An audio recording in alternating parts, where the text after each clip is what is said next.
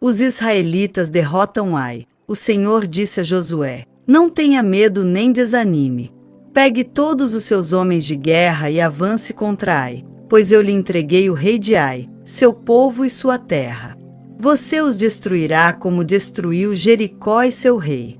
Desta vez, porém, poderão ficar com os despojos e os animais. Prepare uma emboscada atrás da cidade. Então Josué e todos os seus homens de guerra partiram para atacar Ai. Josué escolheu 30.000 de seus melhores guerreiros e, de noite, os enviou com as seguintes ordens: armem uma emboscada atrás da cidade, perto dela, e preparem-se para entrar em ação. Quando nosso exército principal atacar, os homens de Ai sairão para a luta, como fizeram antes, e nós fugiremos deles. Eles nos perseguirão até que os tenhamos atraído para longe da cidade, pois dirão: os israelitas estão fugindo de nós como fizeram antes. Então, enquanto corremos deles, vocês sairão da emboscada e tomarão a cidade, pois o Senhor, seu Deus, a entregará em suas mãos. Ponham fogo na cidade, conforme o Senhor ordenou. Essas são as minhas ordens. Josué os enviou, e eles foram ao lugar da emboscada, entre Betel e o lado oeste de Ai. Josué, porém, passou a noite com o povo no acampamento. No dia seguinte, logo cedo, Josué passou em revista a tropa e partiu para Ai acompanhado dos líderes de Israel.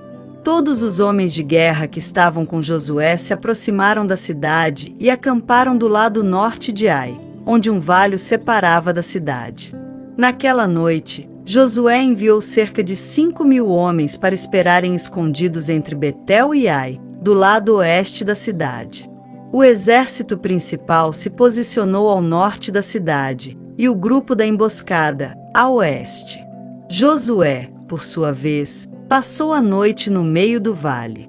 Quando o rei de Ai viu os israelitas do outro lado do vale, ele e seu exército se apressaram e saíram bem cedo para os atacarem no local de onde se avista o Vale do Jordão. Não sabiam, porém, que havia uma emboscada atrás da cidade. Josué e o exército de Israel fugiram em direção ao deserto, como se estivessem derrotados. Todos os homens da cidade foram chamados para persegui-los, e com isso, acabaram atraídos para longe da cidade. Não restou um só homem em Ai e em Betel que não perseguisse Israel, e as cidades ficaram totalmente desprotegidas. Então o Senhor disse a Josué: aponte para Ai a lança que você tem na mão, pois eu lhe entregarei a cidade. Josué fez conforme ordenado e, assim que deu esse sinal, todos os homens da emboscada saíram correndo de sua posição e invadiram a cidade. Em pouco tempo, eles a capturaram e a incendiaram. Quando os homens de Ai olharam para trás, a fumaça da cidade subia ao céu e eles não tinham para onde ir, pois os israelitas que fugiam em direção ao deserto se voltaram contra seus perseguidores. Ao perceberem que a emboscada havia sido bem sucedida e fumaça subia da cidade, Josué e todo o exército de Israel deram meia volta e atacaram os homens de Ai. Enquanto isso, os israelitas que estavam dentro da cidade saíram e atacaram o inimigo pela retaguarda. Os homens de Ai ficaram presos no meio, com guerreiros israelitas de ambos os lados. Israel os atacou, e nenhum deles sobreviveu nem escapou. Somente o rei de Ai foi capturado vivo e levado a Josué. Quando o exército israelita terminou de perseguir e matar todos os homens de Ai nos campos abertos, voltou e acabou com quem tinha ficado dentro da cidade.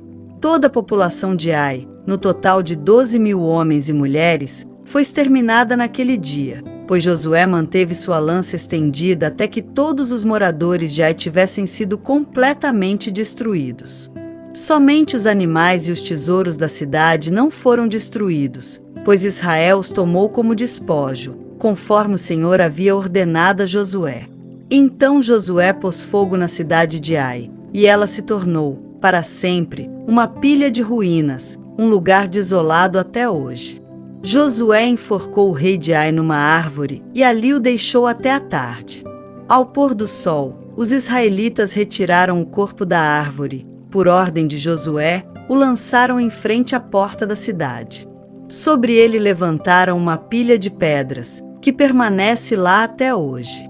A renovação da aliança do Senhor. Então Josué construiu no Monte Ebal um altar ao Senhor, o Deus de Israel. Seguiu as ordens que Moisés, servo do Senhor, havia escrito no livro da lei. Faça um altar de pedras inteiras, em sua forma natural, que não tenham sido trabalhadas com ferramentas de ferro. Sobre o altar, apresentaram ao Senhor holocaustos e ofertas de paz. E, enquanto os israelitas observavam, Josué copiou nas pedras a lei que Moisés lhes tinha escrito. Todo Israel, tanto os estrangeiros como os israelitas de nascimento, junto com os líderes, oficiais e juízes, se dividiu em 2 grupos.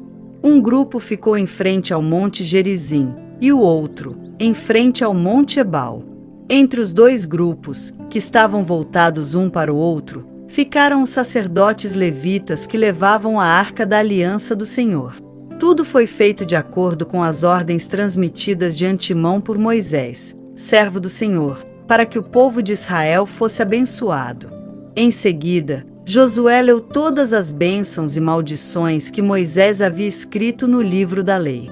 Cada palavra de cada ordem de Moisés foi lida para toda a comunidade de Israel, incluindo as mulheres, as crianças e os estrangeiros que viviam entre eles.